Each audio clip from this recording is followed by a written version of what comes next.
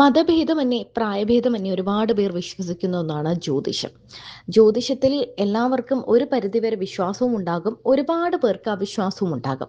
അങ്ങനെ വിശ്വാസമില്ലാത്തവരെ അല്ലെങ്കിൽ വിശ്വസിക്കാത്തവരെയൊക്കെ അനുഭവങ്ങൾ കൊണ്ടും പണ്ടത്തെ കാര്യങ്ങൾ എന്തെങ്കിലുമൊക്കെ അവർക്ക് മാത്രം അറിയാവുന്ന കാര്യങ്ങളോ രഹസ്യങ്ങളോ പറഞ്ഞുകൊണ്ടുമൊക്കെ ആയിരിക്കും ഈ ജ്യോത്സ്യന്മാരൊക്കെ വിശ്വസിപ്പിക്കുന്നത്.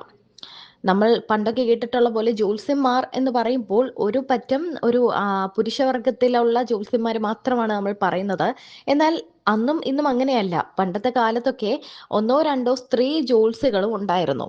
എന്നാൽ ഇന്ന് ഒരുപാട് കൂടുതലാണ് ഈ സ്ത്രീകളായിട്ടുള്ളവരാണെങ്കിലും പുരുഷന്മാരായിട്ടുള്ളവരാണെങ്കിലും ഏറ്റവും പ്രായം കുറഞ്ഞ ചെറിയ പ്രായത്തിലുള്ളവർ പോലും ഇപ്പോൾ ജ്യോതിഷം അതൊരു മേഖലയായി മാറിക്കഴിഞ്ഞു. പണമുണ്ടാക്കാനാണെങ്കിലും അതൊരു ബിസിനസ്, അതൊരു ജോലിയായി മാറി. പണ്ടൊക്കെ കുറച്ച് പേർ എന്ന് വെച്ചാൽ ഒരു ഒരു ഏരിയയിൽ അല്ലെങ്കിൽ ഒരു സ്ഥലത്ത് ഒന്നോ രണ്ടോ ജ്യോത്സ്യന്മാരെ ഉണ്ടാവാറുള്ളൂ. അല്ലെങ്കിൽ ഒന്നൊക്കെയാണ് കൂടുതലും. അവരത്യാവശ്യം ഫേമസ് ആയിരിക്കും. അവരത്യാവശ്യം കാര്യങ്ങൾ എല്ലാം അറിയുന്ന കൂട്ടത്തിലായിരിക്കും. എന്നാൽ ഇപ്പോൾ അങ്ങനെയല്ല. ഒരു സ്ഥലം എടുത്ത് നോക്കിയാൽ അല്ലെങ്കിൽ ഒരു ഏരിയ എടുത്ത് നോക്കിയാൽ അവിടെ ഒരു 5ഓ 6ഓ ജ്യോത്സ്യന്മാരുടെ ബോർഡ് നമ്മൾ കാണും. ഇതൊരു ബിസിനസ്സുമായി മാറിക്കഴിഞ്ഞു. ഇപ്പോൾ ആശാ ശരത്തിന്റെ കുറെ വീഡിയോകളൊക്കെയാണ് വൈറലാകുന്നത്. ഇപ്പോൾ ജ്യോത്സ്യം എന്ന് പറയുന്നത് ഓൺലൈനുമായി മാറി. മുമ്പ് നമ്മൾ കാത്തിരുന്ന മണിക്കൂറുകളോളം വരി നിന്ന് കാത്തു നിന്ന് കവടി നിരത്തിയൊക്കെയാണ് ഈ ജ്യോത്സ്യമൊക്കെ നമ്മളോട് പറയുന്നത്. എന്നാൽ ഇപ്പോൾ മിനിറ്റുകൾ മതി. വാട്സാപ്പിലൂടെ നമുക്ക് നമ്മുടെ കാര്യങ്ങളെല്ലാം അറിയാം.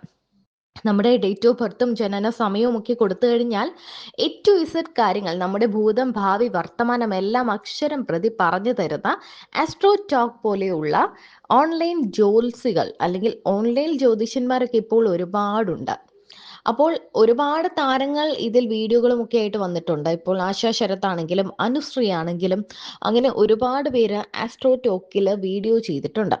എന്നാൽ ഇപ്പോൾ ആശാ ശരത്ത് രണ്ടും കൽപ്പിച്ചെന്ന്, ആശാ ശരത്തിനെ പോലെ ഒരു നടി അല്ലെങ്കിൽ അനുശ്രീയെ പോലെയൊക്കെയുള്ള ഒരു നടി ആസ്ട്രോ ടോക്കിലൊക്കെ വീഡിയോ ചെയ്യുമ്പോൾ ശരിക്കും പറഞ്ഞാൽ അത് ഭയങ്കരമായി അതിന്റെ വിശ്വാസ്യതയാണ് കൂട്ടുന്നത്. നമുക്ക് ആർക്കും ആസ്ട്രോ ടോക്ക്, ഒരുപാട് പേര് ആസ്ട്രോ ടോക്ക് യൂസ് ചെയ്യുന്നവരുണ്ട്. എന്നാൽ ഒരു 2 റിപ്ലൈ ഒക്കെ നമുക്ക് തരും.